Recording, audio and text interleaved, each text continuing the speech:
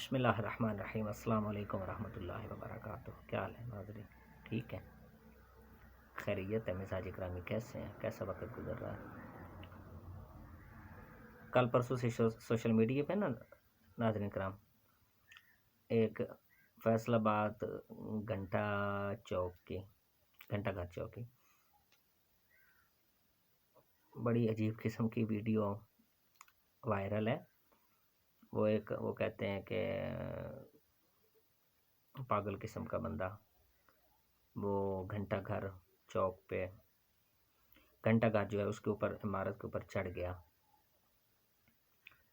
اور شاید وہ کیا کرنا چاہتا تھا، پاگل ہے، مخبوط الحواس ہے، مافوق الفطرت ہے، مغیر العقول ہے، جیسا بھی ہے۔ اس کے جو مطالبات تھے یہ تو بعد میں پتہ چلا، جب کوئی اینکر گیا اس سے پوچھا، اس سے استفسار کیا تو اس نے بتایا ویسے جب چڑھا ہوا تھا اوپر، ریسکیو کرنے والے کو بھی پتھر مار رہا تھا۔ اس وقت تو وہ پاگل ہی لگ رہا تھا، لیکن وہ بعد میں ایک اینکر گیا تو اسے پتہ ہے وہ پاگل نہیں ہے، معاشرے کا مارا ہوا، ستایا ہوا ہے۔ اس کے مطالبات اسے پوچھے گئے تو اس نے کہا کہ میرے گھر والے نا میری شادی نہیں کر رہے، جس وجہ سے میں نے یہ قدم اٹھایا اور میں اوپر چڑھ گیا، اور میرا ارادہ تھا خودکشی کرنے کا۔ پوچھا کہ خودکشی کیوں نہیں پھر کی؟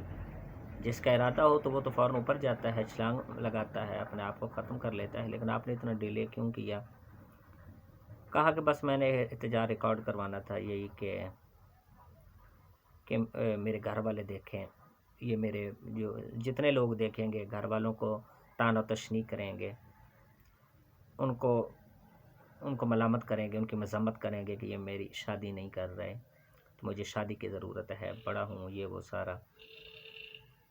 تو گھر والوں سے بھی پوچھا گیا، گھر والے کہتے کہ ہم بہت بے بس ہیں، مجبور ہیں، پریشان ہیں، غریب ہیں۔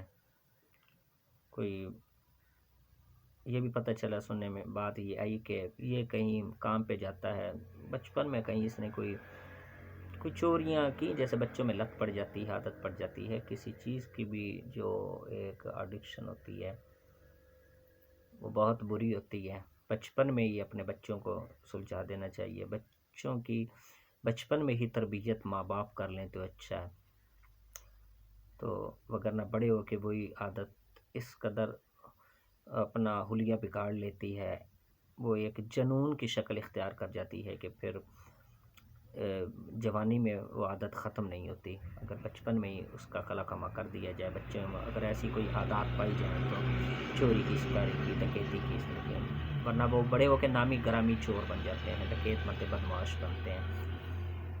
تو وہ جو ہے نا، اس نے کہا کہ یہ گھر والوں نے بتایا کہ یہ کرتا تھا، لیکن اب جب وہ لوگوں کے ذہن میں اس کی بچپن کی عادات ہے کہ یہ چوری کرتا تھا، یہ وہ اسکول میں جاتا، بچوں کو مر، تو اس نے کہا کہ یہ جب کام پہ جاتا ہے تو لوگ اسے جینے نہیں دیتے، لوگ اسے باتیں کرتے ہیں، کہتے ہیں بھائی چور ہے، ہمارے گھر میں چوری کر لے گا، وہ کر لے گا، یہ ہماری دکان پہ چوری کر لے گا۔ محنت مزدوری پہ جاتا ہے تو گھر والے جہاں جاتا ہے ان کے گھر میں آوازیں سننے کو ملتی ہیں کہ یہ چور ہے، یہ چوری کر لے گا۔ کسی دکان پہ جاتا ہے تو جو ہے نا، وہ دکان والے اسے برداشت نہیں کرتے، اس کے جو محلے والے ہیں وہ پھیلا دیتے ہیں اس بات کو کہ یہ چور ہے، چوری کر لے گا۔ کہیں بھی جاتا ہے بیچارہ، کہیں کوئی دل برداشتہ باتوں سے ہو کر ان سے لڑ کر آ جاتا ہے، کام نہیں کرتا، تو ہم بتائیں شادی کیسے کرے؟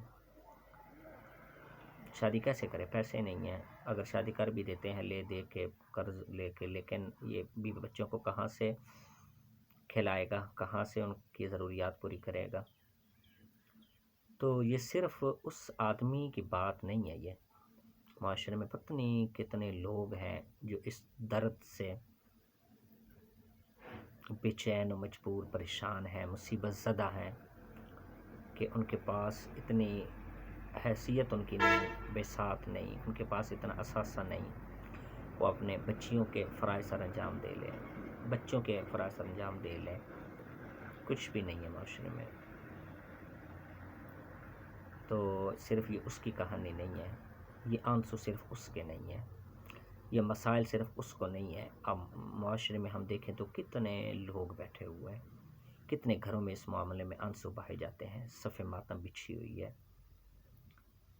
تو اس نے کیسے حملہ کیا، وہ اس قدر دل برداشتہ تھا کہ اس کو یہ بھی خبر نہیں کہ یہ مجھے بچانے آ رہا ہے، میری جان بچانے آ رہا ہے، ریسکیو والا، اس کے اوپر بھی حملے شروع کر دیے۔ یہ کیا پوچھا نہیں جائے گا لوگوں سے؟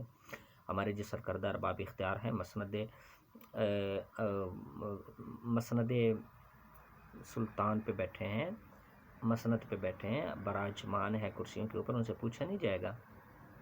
یہ اسلامی جمہوریہ پاکستان یہاں روزگار فراہم کرنا حکومت کی ذمہ داری ہے یا نہیں؟ اسلامی جمہوریہ پاکستان میں یہ قوانین میں ہے، لیکن کوئی کسی کو پوچھنے والا نہیں ہے، سرمستیوں میں مدہوش ہیں، اپنی عیاشیوں میں۔ ہماری حکومت، وہ انہیں کسی کی کوئی ذات سے کوئی دلچسپی نہیں، کوئی پرواہ نہیں ہے۔